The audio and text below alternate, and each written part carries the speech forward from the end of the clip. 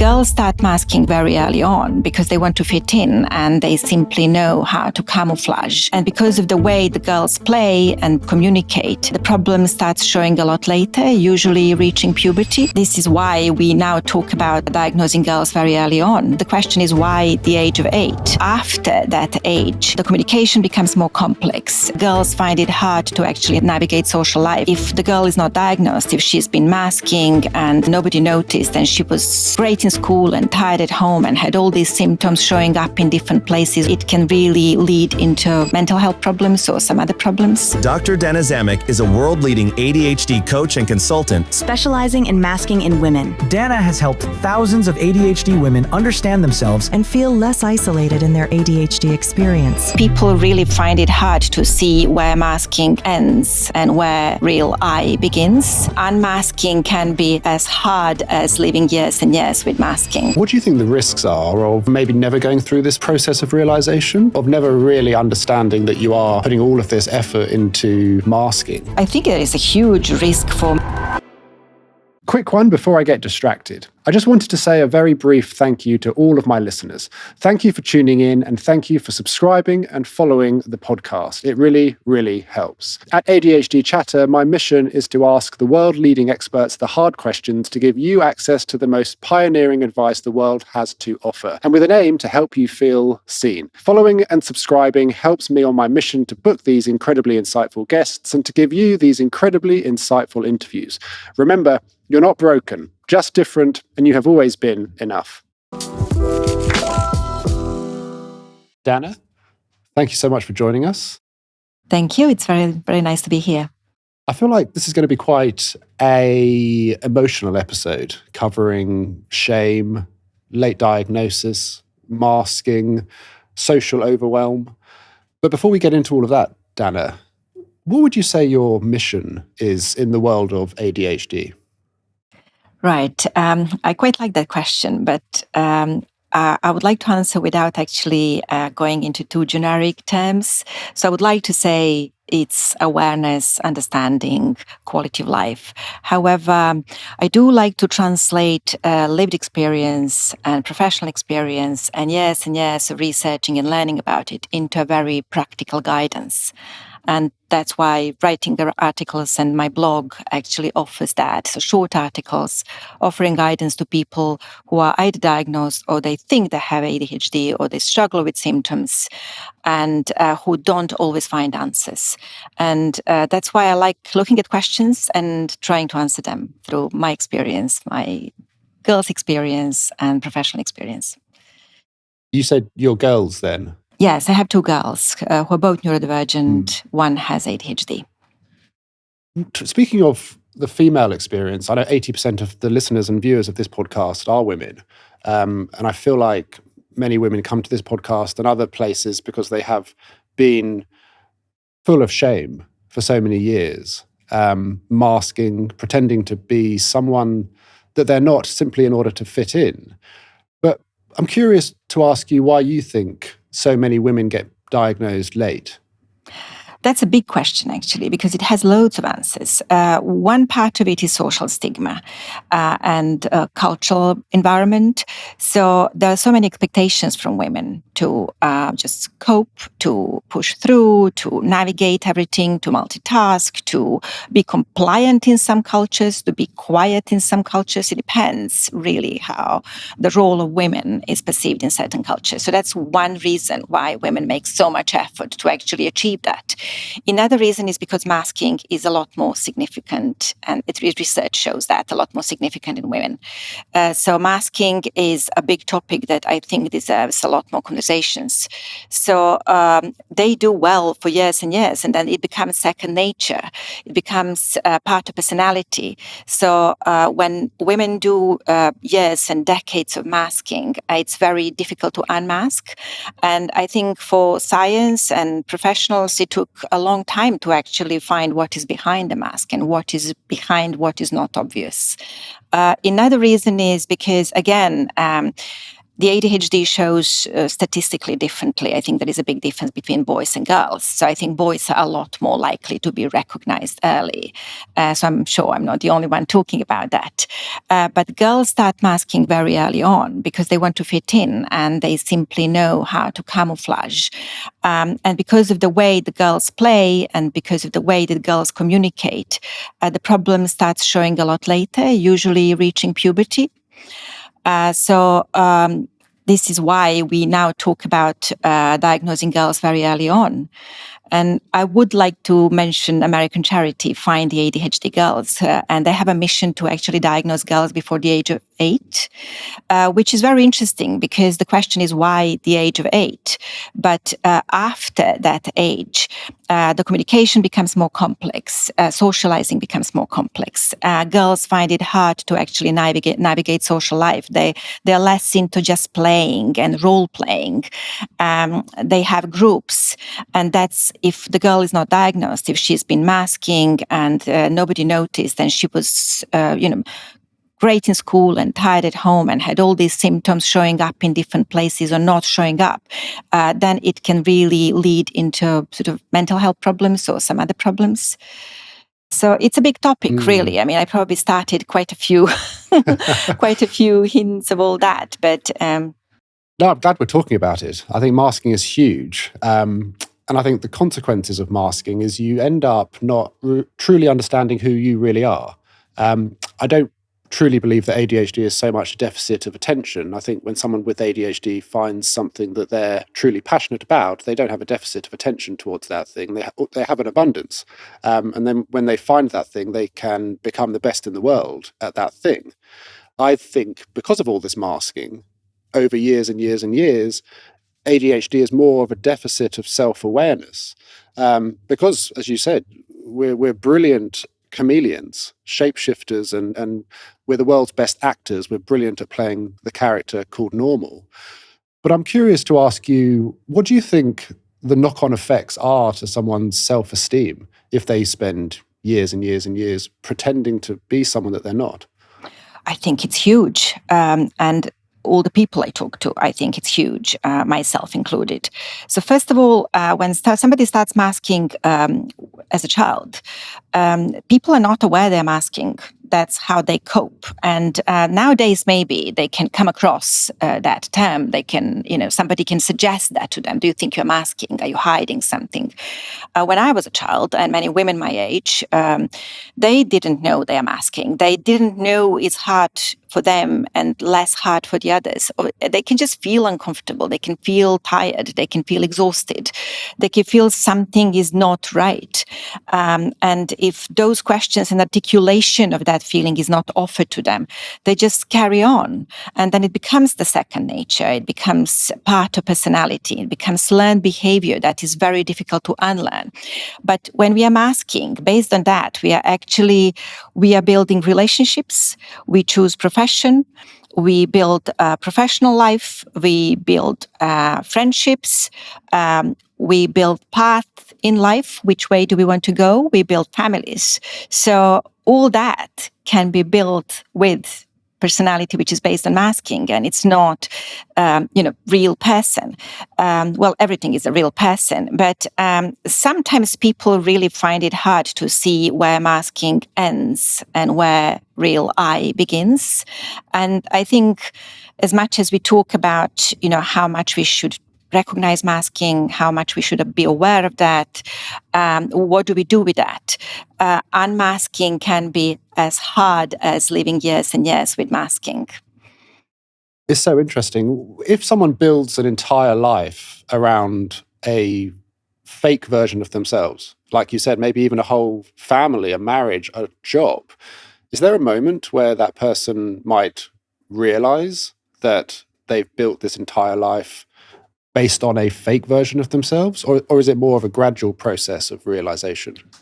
I think it can be both. So for many people, it comes with diagnosis.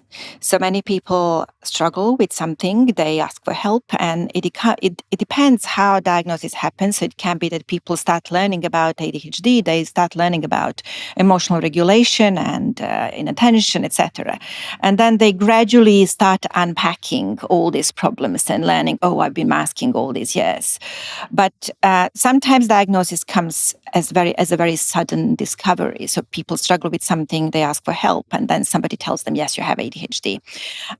So it really depends how suddenly or gradually people discover all that. But then even when they do discover, it's still very hard for people to see, okay, what was actually masking? How do I actually do that? When it's safe to unmask? How am I going to live this life, without this person I've been building for so many years? And then there is also safety questions. So what is safe space or place to unmask? If we achieve something and we learn how to cope and we somehow go through life, we still feel like there is a lot to lose. But then there is a question, okay, am I going to risk that? So is it risky? Is it safe? When do I do that? How do I do that? How do I have this conversation? Is it a community that is going to be understanding? Is there a stigma? How do I build this other person? Because we still have to work on our identity and self-esteem and who am I question for a long time. What do you think the risks are of maybe never going through this process of realization, of never really understanding that you are putting all of this effort into masking? Because it's exhausting, right? I think there is a huge risk for mental and physical health. I think that's a reason why many people have burnout, which is a very serious condition. It can be a very serious condition. Why many people end up with depression and severe anxieties, and why many people withdraw from social life. Why many people never get the answers. What's behind mental health issues? And then it can be a risk for addictions. So it can be the reason for addictions because people can't cope. So I think the risks are huge. And then especially women, I mean, a lot of them have physical health challenges. So they have fibromyalgia, they can have more inflammation, and they can have, then when hormonal mix comes into that. So I think the risks are huge. So it's a conversation we need to have, really. And I think that's where it starts, when we start talking about how can we help people to feel better.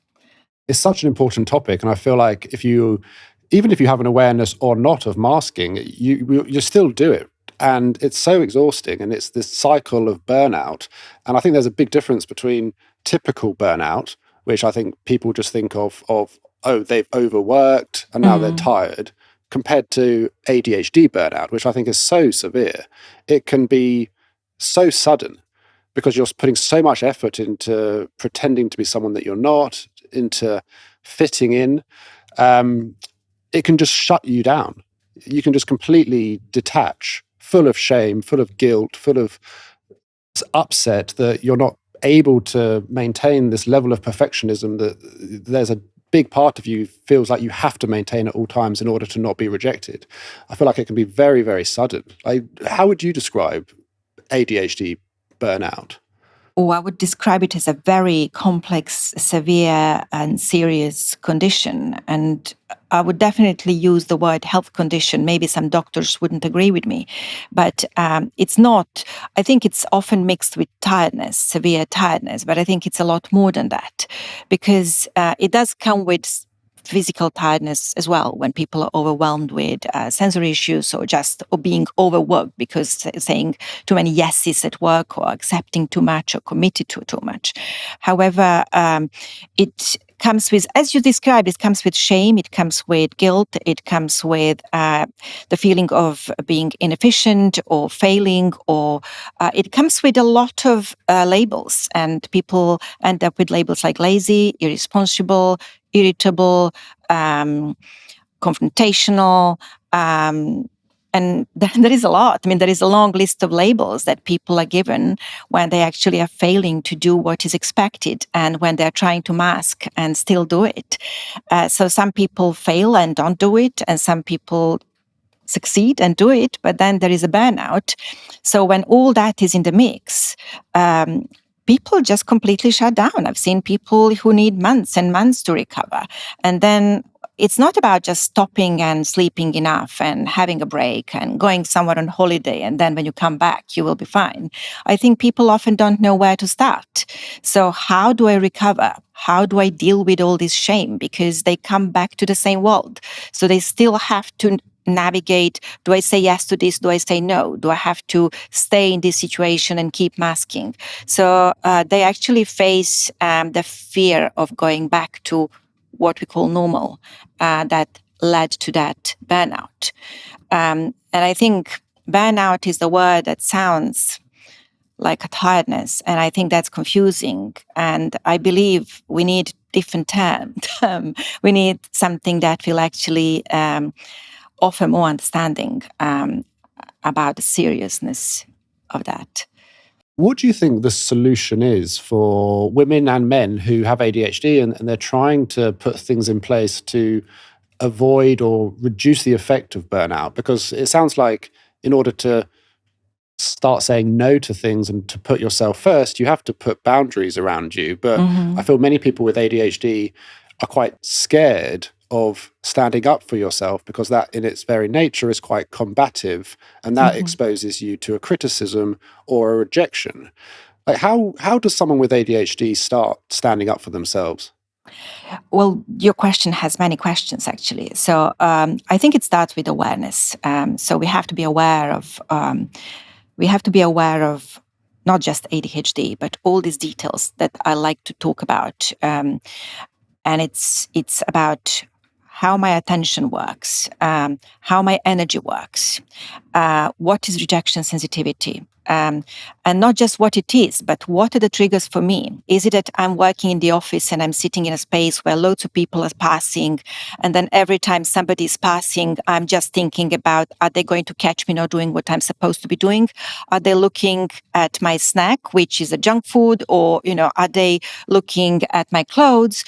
So this is just an example, but I think the awareness of all the triggers. So if you talk about rejection sensitivity, if you talk about any sort of sensitivity to criticism or fear of feedback, I think we have to dig deep into understanding ourselves and understand where does it come from. So it's not enough just to say, I have ADHD, I have rejection sensitivity. We have to look through the day, look through everything in our life, and really think about what actually makes me feel worse? When does it start? How can I prevent it? And then when we understand all that, so it comes from awareness and understanding. When we understand all that, then we have to think about strategies.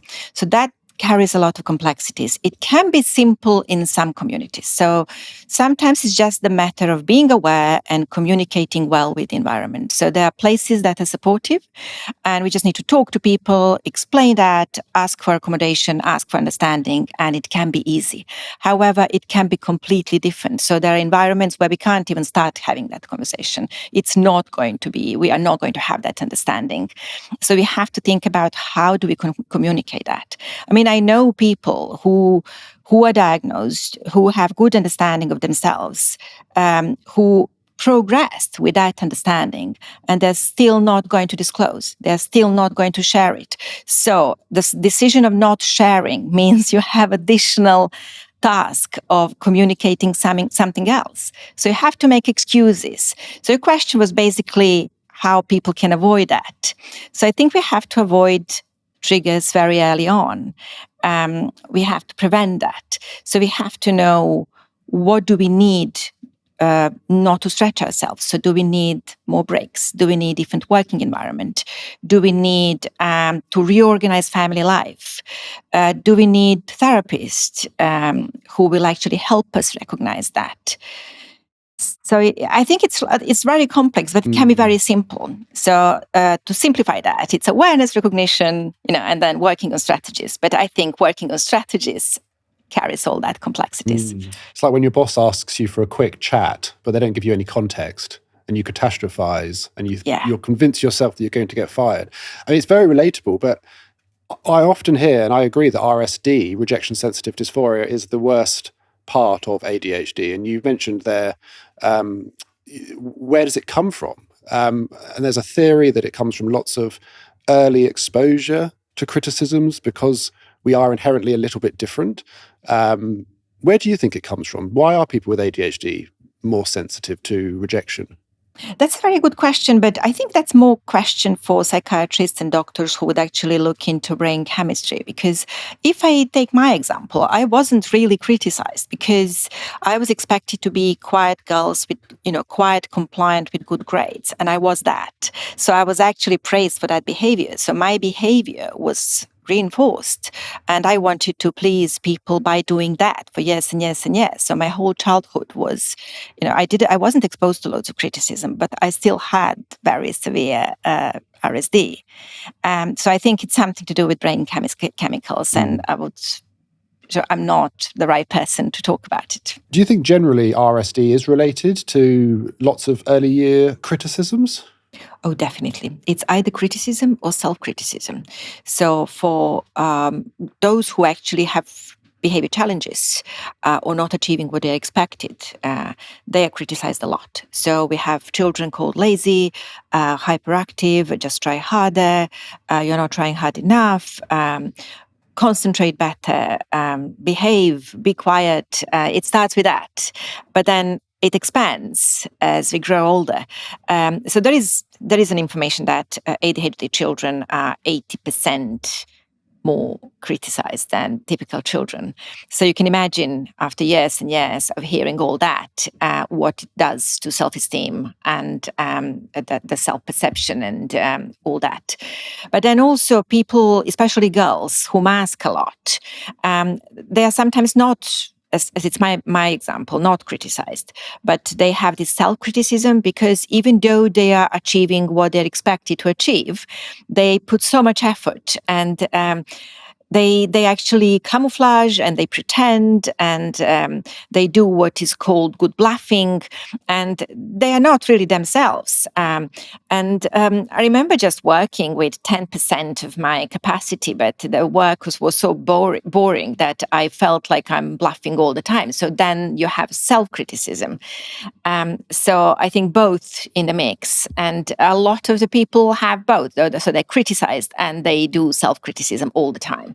And there is self-blame for not being able to do it. So I do remember with my daughter when she was 6 or 7, and she was a little bit confrontational and talked too much, and there was impulsivity and all that. And then we talked to her about it, and she said, "I understand all that, but I can't control it. There is nothing I can do about it." So she was able to articulate that. And it was helpful as that was the process of discovering what's going on. But so many children are not offered that articulation and they can't say that. And they don't even know they can't control it.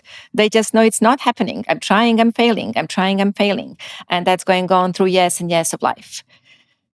I feel like rejection sensitivity dysphoria is so crippling for so many people with ADHD. It's almost the Achilles heel. It's the weakness that holds so many people back. And the perfectionism, the people pleasing, the avoiding confrontation, all the things that we do to avoid that pain, that visceral instant pain when we encounter a criticism. A quick word from our sponsor. We've all had that nightmare. You're on that final warning from that friend. If you miss their birthday again, your friendship is over. Finito. And you do miss it. Even worse, you miss their wedding and you were giving the speech you forgot to write. "I can change," you plead with them, and they say, "No, you can't." Well, actually, you can. How? Tiimo app. That's how. Tiimo app has organised me in a way that's made me unrecognisable to my nearest and dearest. What ADHD? Tiimo's ultimate planning partner, checking in on you to see what you need help with and what chores you need to accomplish day to day. The important difference is Tiimo is designed by neurodivergent brains for neurodivergent brains, and you can tell it's built to adapt to your neurodivergent way of thinking and be flexible to your way of planning. And now it's even more simple with the AI planning assistant. Tiimo offers an incredible new voice transcribing service, making it even easier to use. It's almost so simple that it feels like a cheat code to play life on easy mode. Give it a go and use the link in my bio for 30% off. Just a note though, this code is only applicable on the web browser, not on the smartphone. Back to the show. Do you think people pleasing is a learnt behavior that protects us from rejection? Well, it is and it's not. We still have fear of rejection. So it's not. First of all, there is a perception, there is rejection, and there is a perception of rejection. So sometimes we are not really rejected, but we feel rejected. So you can please as much as you want, but then you can still feel rejected, even though you are not. So I think this is what our brain does to us. So one way of putting it is that, yes, people pleasing, we do people pleasing because we have fear of rejection, we have fear of criticism. We don't want to disappoint people. We don't want to do anything wrong. We want to have friends. We want people, it's not that we want people to like us, but we just don't want to be criticized. We just can't cope with criticism. However, the problem is that I know so many people who are really, very high up on people-pleasing scale, and they still feel rejected.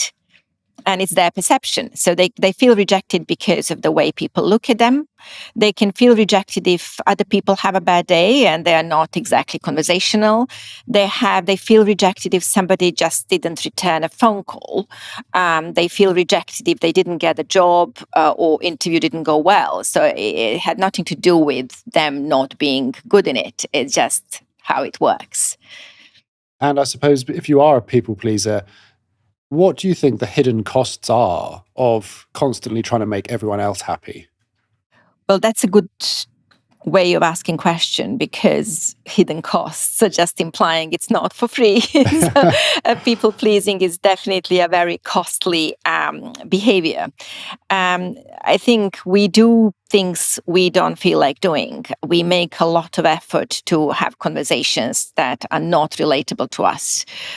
We go to places we find overwhelming and we stay in those places we cope. So we push ourselves to be in overwhelming environment. We do jobs that we don't feel like doing. People pleasing could go as far as going to university we don't want to go to, pleasing parents and community that expects us to do something. So when I said earlier that with masking, masking is probably the tool for people pleasing. We build relationships, we build families, we build jobs, we build career. So we go as far as that just because we want to please people.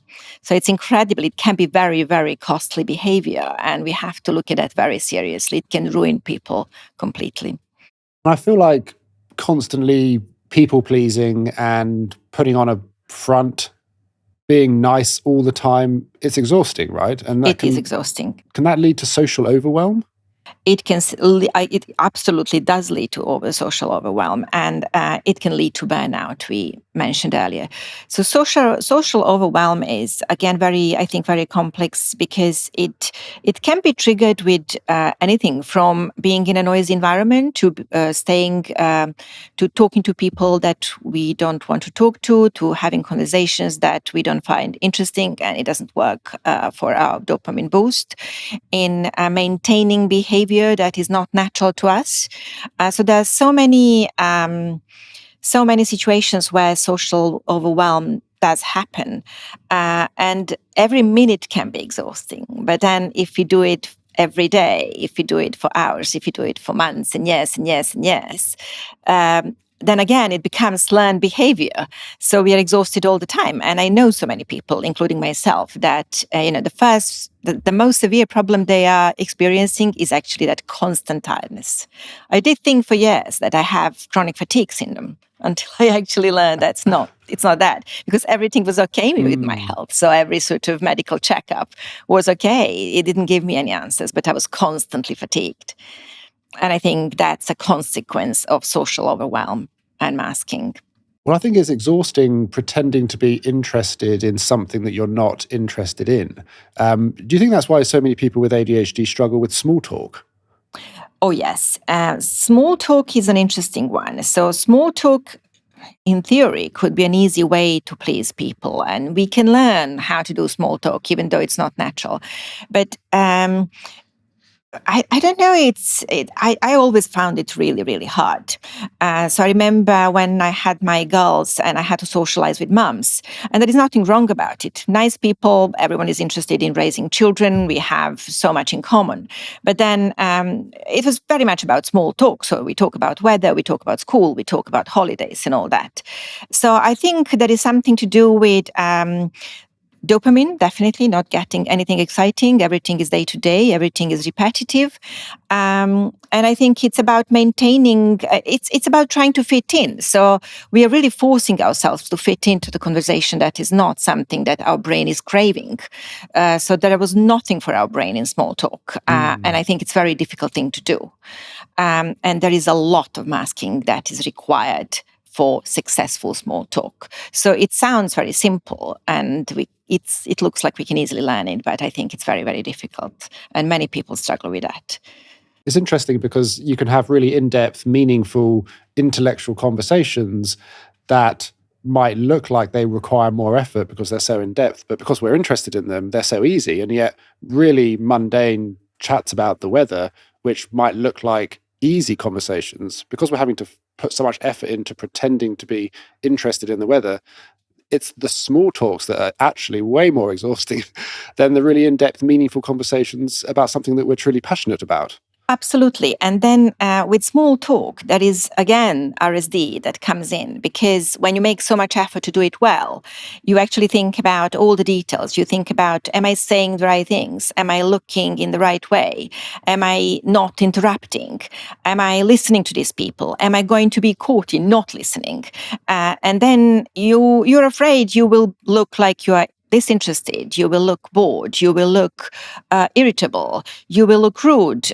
So we worry about all these things. So when you make so much effort to actually have conversations that you make effort to have them and they're not natural to you, you worry you're not doing well. And then RSD kicks in and it becomes worse. And when it all gets too much and the social overwhelm really kicks in, what do you think social overwhelm can look like from an outsider's perspective? Well, it depends how well the person rehearsed masking. So I'm talking about decades sometimes. So if the person is masking really well, and I have to be really reserved saying that, because good masking doesn't necessarily mean it's good for the person. But if the person is successfully masking, it can look like anything. So I know people who you can't see anything is going on. But it can look like people who is bored. I remember yawning all the time when I was a teenager. So I remember being told by my cousin, please don't yawn, when we socialize. But it can look like irritability. It can look like drinking. So some people just drink to actually navigate social overwhelm. It can look like too much talking, over-explaining, over-apologizing.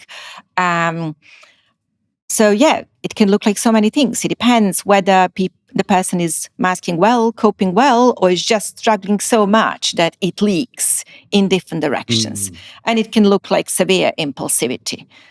I think in a society, I just wanted to say here, because we talk a lot about good person, bad person, and I think those terms are overused in different societies, and I think it comes with behavior.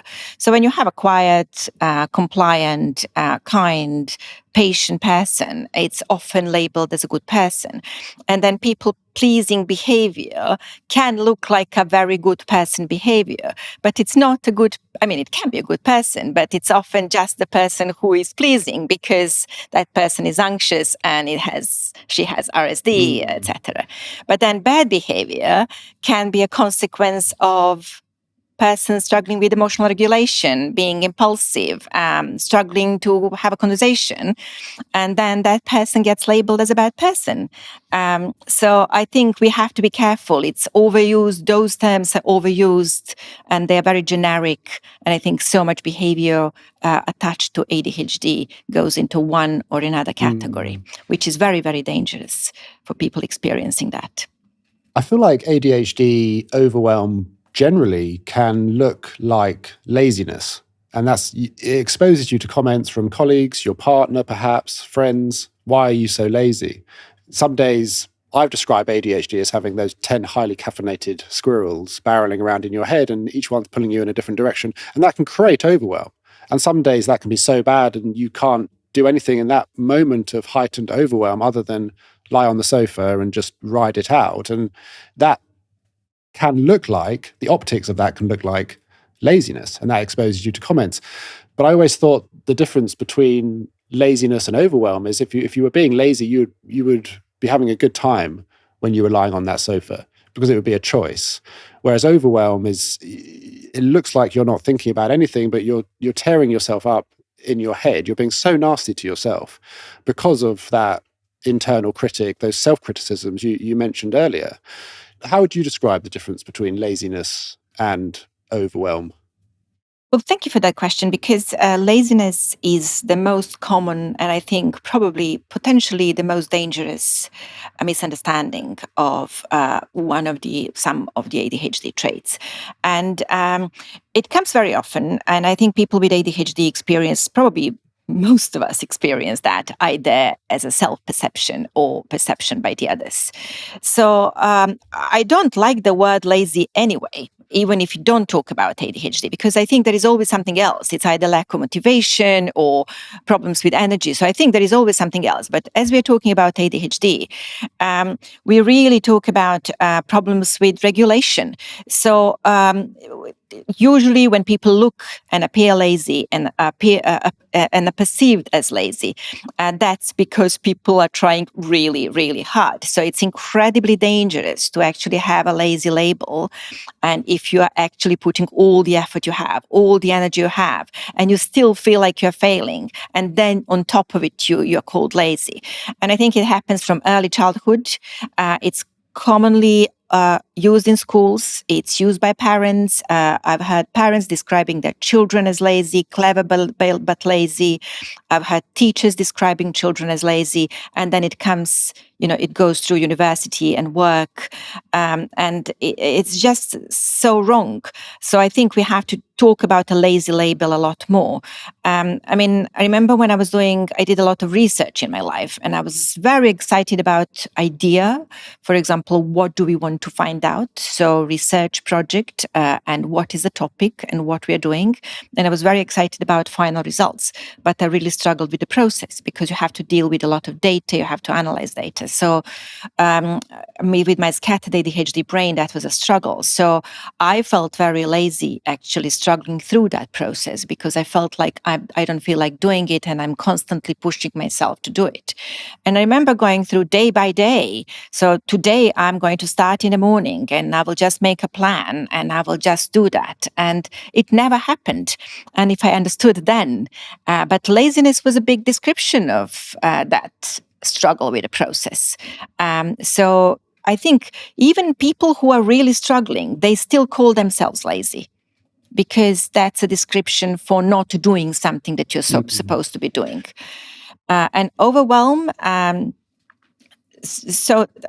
overwhelm is probably more accurate explanation for what people call lazy. And I think in 90% of cases, it would be important to use that word. And I feel like without an understanding or an awareness that you have ADHD yourself, and you also get told 100 times that you're lazy, you'll truly start to believe that you are lazy. And then you get the diagnosis or you become aware that you've got ADHD, you understand about overwhelm and the relief that falls over you when you realize that you're not lazy. There's an actual explanation behind why some days you are so overwhelmed that you are paralyzed sometimes. Yes.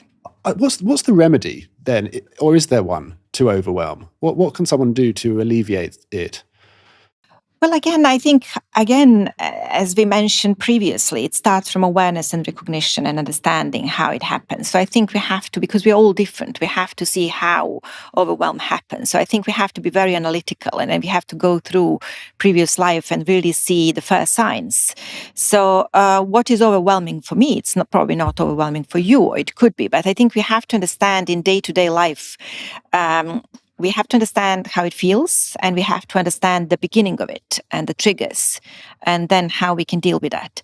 So again, I think it comes from either working on our own strategies, how to approach that, or actually navigating with the environment, communicating with the environment. So again, I know people living in places where they can actually easily explain, and they can ask for more breaks. They can ask for accommodation. They can ask for different working conditions. And in some places, people have to look for excuses. So they have to find a way to communicate that. But it's incredibly important to understand the whole process from how it starts until how we reach that burnout. And sometimes it's not overnight, but people feel like it happened overnight because they cope and they cope and they cope, and then suddenly they crash. So I think we have to understand the whole of the coping process and what we're going through until we crash.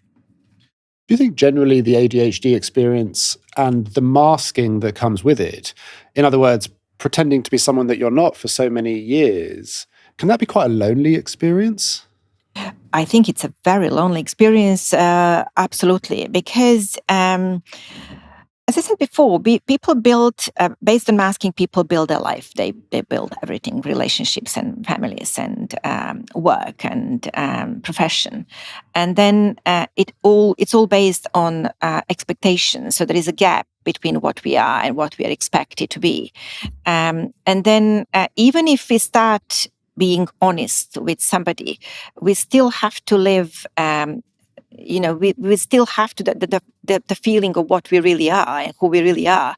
And that who am I question is very difficult to answer, without that, when we start unmasking. So I think navigating all that, I actually don't find it easy to explain, but I do feel it's a very lonely experience. But and people do tell me it's a very lonely experience. So it's not just the matter of whether people can or cannot communicate what they are and how they feel and how well or not well regulated they are. But I do think that navigating symptoms and the environment and communication and expectations can be incredibly lonely experience. I feel like it can be quite hard to maintain any form of friendship or social group because there's a version of yourself you put out into the world, and then you come home, you close the door and you're exhausted, you fall onto the sofa, and it's a different version of you. It's like your unmasked version, but the world doesn't know that. So it's very hard for you to make friends in the world when you can't be your true self out there. And then you can see a picture on social media of a group of friends out together, and you feel like you're missing out because you haven't put a true version of yourself out into the world to enable you to make friends. Like, at the worst of it, like, where do you think loneliness can lead to? It can lead to mental health challenges, self-esteem challenges. It can lead to problems with identity. I mean, what you described, it often comes as a consequence of masking, because if you have loads of friends or you feel like the people you spend time with, and they don't really know the version of you, then obviously there is a fear of losing them. So you don't know what's coming if you start revealing what you are.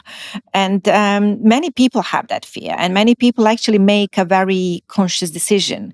I am still going to mask because somehow I'm coping. Somehow, I use that word somehow a lot because that's how people feel. So there is a fear of losing friends, fear of losing a partner, fear of failing, because we don't know when we start unmasking, how is that going to look like? It's almost like you being in a tunnel and then, you are coming out and you don't know what's in front of you. So that's where loneliness comes back, because you're very, very much alone with what you really are. I feel like it's quite scary as well, unmasking and showing someone who is really important to you, your true self. And I get that that's a gradual process, but for an example, if you go on a first date with someone, that's probably a universal experience. You're going to be putting your kind of best self forward. You want to impress them. And over time, you kind of want to relax into your true self. But that it might be a considerable difference between how you were on date number one compared to how you are a year into the relationship. Do you think there generally is a bit of a fear about unmasking in front of people that are close to you in case they don't like the new version I of think you? there is a huge fear. It depends what are kind of people that people are surrounded with. So I normally advise people to actually start in small steps with a small number of people. And then I quite like to look into who they have, what is the family situation, what is a friendship situation. And then we start from describing friends, describing family. And I would normally advise people to actually find one person and gradually start talking about it and then just unpeeling slowly. Because I think there is no such thing as sudden unmasking. I don't know how that looks like. And I don't think that many of us would actually struggle with that. So it's not just about how we talk to others, but it's also how we discover ourselves. I would always suggest that with unmasking, because there is always, it doesn't feel safe all the time. We have to start very slowly, but I think it's really worth working on that gradually and constantly pushing through and opening up, more doors. Many people find that, they have one friend they talk to and, it becomes a relief. And then they talk to a woman who talk to her husband and he would be understanding. And then many people find that parents are not understanding because they are at that age that actually they find it hard to actually start thinking about it. But there are loads of good surprises. I want to talk about an incredible coping strategy you mentioned off camera. But just before that, I want to ask you something I've been thinking about a lot, and that's environment and how important simple adjustments to one's environment can make such a big difference to someone's lived experience with ADHD. I think that's a really, really important topic and not talked about enough. Because when people discover they have ADHD, they have that knowledge, and then they start thinking about themselves. So they start learning about themselves, understanding themselves, but then everyone lives in a certain culture, in either small, very conservative environment, or somebody, like we live in London, and in London people talk about it a lot. So we don't expect that we will shock people, even though we do get surprised that some people still tell us, we are brave to talk about it, or well done for actually talking about it. But I live in different culture as well in London, and in my original culture, that conversation is still not as common. So when people actually find out they have ADHD, on top of learning about themselves and learning about masking and learning about what has been going on for probably decades, they also have to think about, can I tell that to anybody? So there are lots of environments where there is no awareness, or there is awareness, but there is stigma, or there is different kind of stigma. So it could be the stigma, for example, that people think it's a disorder and it's something is wrong with you. I've heard that a lot. The word disability is very debatable, or I have a disability and I can't do loads of things, or will people believe me? So I've seen people who actually hear somebody disclosing I have ADHD, and then people just skip that. They don't know what to do with that information. They just don't even have the awareness. They don't know how to respond. They don't know whether they should feel sorry or they should feel surprised or whether they should ask further questions. So I've seen people just ignoring that and just, going to the next part of the conversation. I've seen people responding, "Oh, you don't look like you have ADHD." Or I've heard comment, "You don't look like something is wrong with you." So people face all that in different environments. So I think people living in more liberal big cities are probably lucky that they're more likely, it's not guaranteed, but they're more likely to actually have understanding or at least awareness. But in so many parts of the world, and I even think in some smaller places in the UK, people don't have that. So I think that's additional huge challenge. If they don't feel like they can talk to their family, if they don't feel like they can talk to their friends, they can't even say I have diagnosis. They can't even say there is an explanation for my impulsivity or for my drinking or for me being late all the time or for me not being able to study as much or have a good grades. They don't know where to start if there is no understanding. And then I've also heard denying. So no, that's not an explanation. You just didn't try hard enough. So even the explanation is there, so the person is trying, there is still denial. And you mentioned a coping strategy off camera that filled me with hope. Because so much on this podcast, I speak about coping strategies that are targeted at the executive functioning challenges, like how to be more organized. But I'll let you explain it, the emotional coping strategies. Yes. So I think once we find out we have ADHD, we have to start working on, okay, how that's the answer why so many things happen in my life and why I struggled so much in this and that.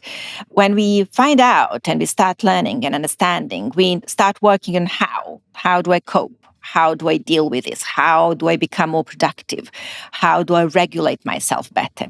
However, what I think is still happening is that a lot of coping strategies are still pushing us towards neurotypical world. So people want to be more productive, but more productive can mean I want to stay in my office, which is open plan, with sensory overwhelm, with too many people around me, too many meetings that I find completely irrelevant for me doing my job properly.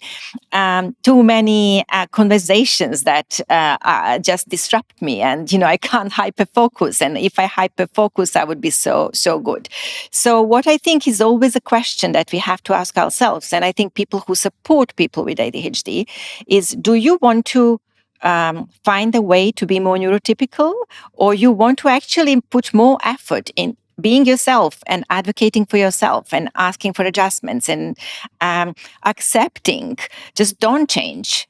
Are you going to do better by changing, or are you going to do better by actually just accepting and communicating what you are with the others? So I think that's a big question that we always have to ask before we actually start doing anything about our symptoms. Because the question of productivity is very often the question of how work environments are set up. It's not about us. It's about the environment, which is just set up for some kind of definition of average. And so many people don't fit into that. Such good advice. And I think it's such a good reminder of something I say on this show all the time, is that, we're not broken, we're different. We're brilliantly different. Yes. And in fact, at the moment, many people with ADHD truly believe that, and they lean into their strength. That's when they start to thrive. Yeah. This has been truly fascinating. I want to move on to my favorite part of the show, which is the ADHD item section. I normally say it's been patiently waiting underneath that cloth, your ADHD item, but in true ADHD fashion for myself, I wasn't clear in the email when I sent to you asking you to bring one. So we don't have one here today, which is my fault, but it's actually my fault as well, because I didn't read your email carefully. We're both people-pleasing so here. That was clearly written in your email, but I just didn't read it. We can do it verbally, which is Yes. still exciting. What is your ADHD item? An item that represents ADHD? So the first thing when you asked me that came to mind was sewing kit without needle. And I think for me it represents executive function. So needle represents executive function. So sewing kit means it's all there. You have creativity, you have emotions, you have thinking, you have capacities. But then executive function is like your brain project manager that really needs to put all that together. So it needs to do that planning and organizing and prioritizing, and the needle is not there. So that was my item. Fascinating. There was so much potential for amazing creations, I suppose, but without the needle, there's just that one piece of the jigsaw missing. Yeah. Fascinating, Dana. Thank you so much. And I want to move Pleasure. on to the ADHD agony aunt section, which is where a member of the community writes in with a question, and it's called the washing machine of woes, because my ADHD item is a washing machine, because I always leave my laundry in the machine after the cycle finishes. And I do ask all my guests, do you relate to that? I don't relate to that. I don't forget my washing, but I can relate to washing machine in a different way. So for me, washing machine does represent ADHD, because I think we can do better washing. We can have better detergent. We can have, better ways, but we can use more chemicals to actually have our laundry washed nicer. But it's still within that, washing machine, and we are still going back to who we are. So, we are still going round and round. I love it. So 2 ADHD item Yes. explanations, which is brilliant. That's yeah, and a different way to think about it, which is also, I have to say, I've been using the Tiimo app, which has helped me remember my washing from time to time.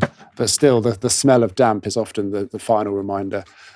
This week, Dana, someone's written in and asked, I feel like I've masked for so much of my life that I don't know who I am, but I can't stop it. It just feels so natural for me to try and fit in. Is this a good thing for my mental health because I feel exhausted all the time?